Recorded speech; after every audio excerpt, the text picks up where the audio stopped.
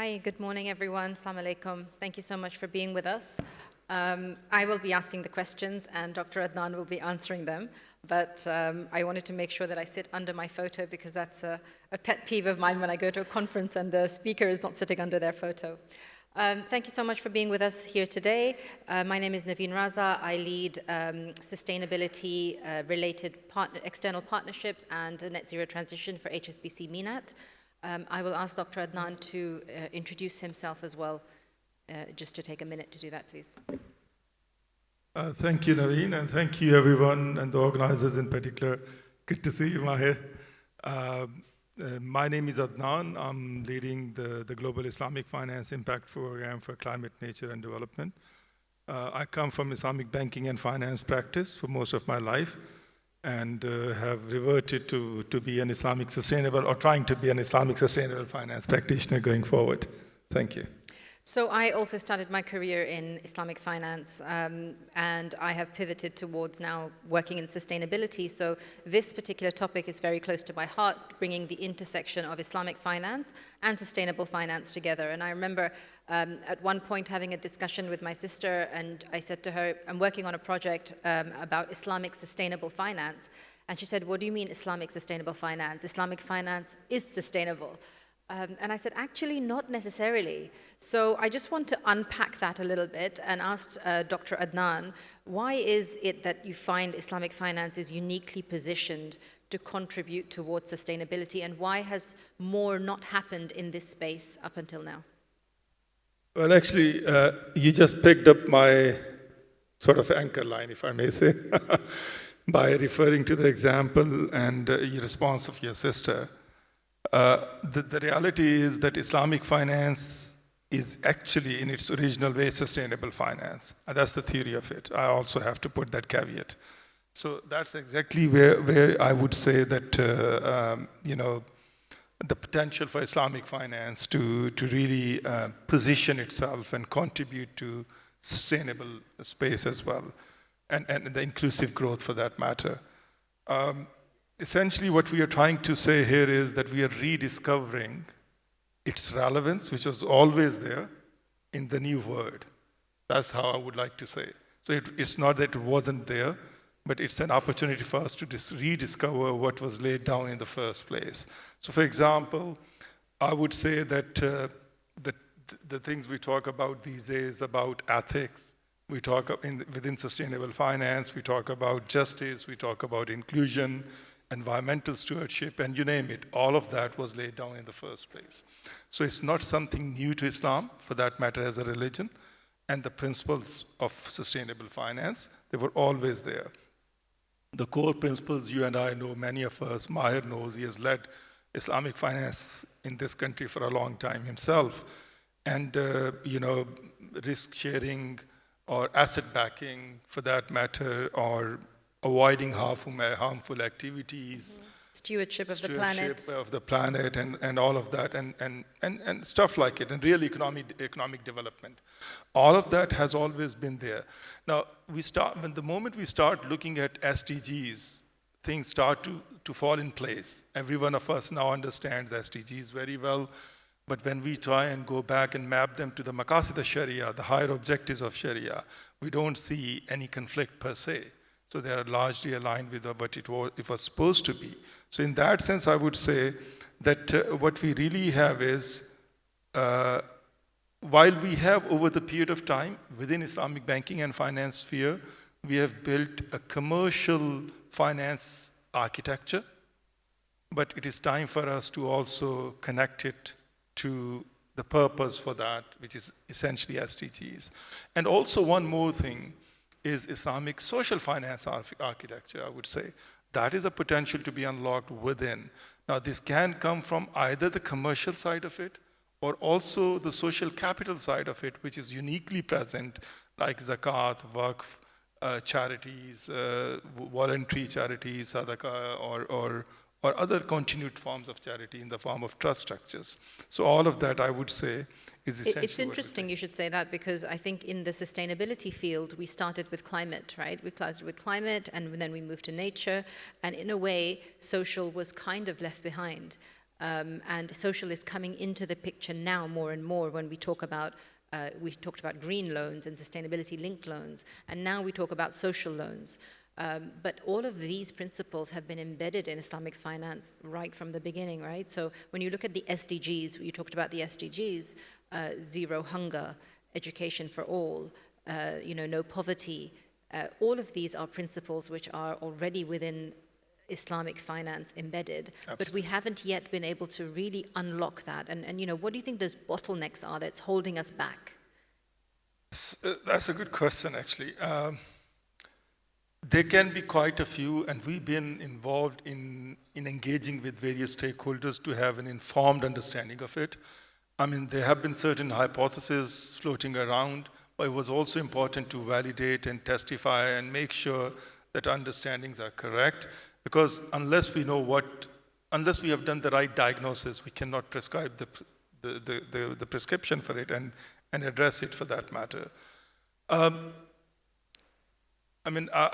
would give you a few, perhaps refer to a few more general bottlenecks, but I would also say more practical bottlenecks for that matter.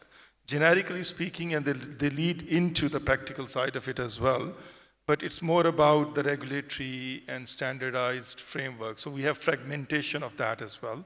So if we have that addressed, and we were able to in various jurisdictions we have Islamic finance operating, if we were able to have sustainability and Sharia principles interpreted and aligned together, brought them together, this will make it easier or more amenable for the social as well as the commercial capital to take part in it. I would also say that there is a significant skills gap. So we do not, it's Islamic banks and bankers for that matter, risk managers do not necessarily understand the risk involved in the climate and the nature space for that matter. And it is but natural in a fiduciary responsibility you have, you would not want to put money of the people you're managing and in something you don't understand the risk of. So it is extremely important that we fill that gap in terms of the understanding and both Islamic finance, but for that, more particularly sustainable piece of that. I think the most important of all, although there is another feedback which we have been seeing is a lot of greenwashing, whether we like it or not. We have also seen that things have happened not necessarily always in the way they were desired. So there's a lot of risk element there too. So particularly when it comes to Islamic banks and financial institutions, when we talk to them, they say that we are already concerned about various additional risks when it comes to Islamic finance, having to deal with those. And this becomes a reputational risk as well. And if you don't understand that risk, then you want to avoid that. But the most important and the key element is the pipeline we present to them, the bankability. You see, if we want to mobilize private sector capital beyond the CSR, then you really need to think like them. We need to put ourselves into those shoes. They have the responsibility of protecting the capital they're managing. They have the responsibility of delivering the returns for them. And if we present to them climate or nature-centric solutions for them to invest in, and tell them at the same time that this is more like an act of charity, there's nothing for you in it apart from impact, then it's not going to sell. That's also why we don't see much of that happening.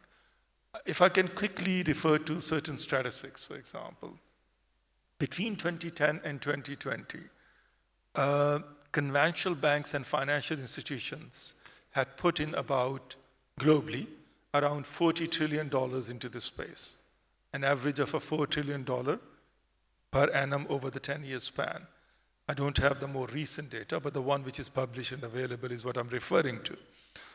Now, in the same period, now whether is that, in its absolute number looks big, but the reality is that they're already under a lot of criticism.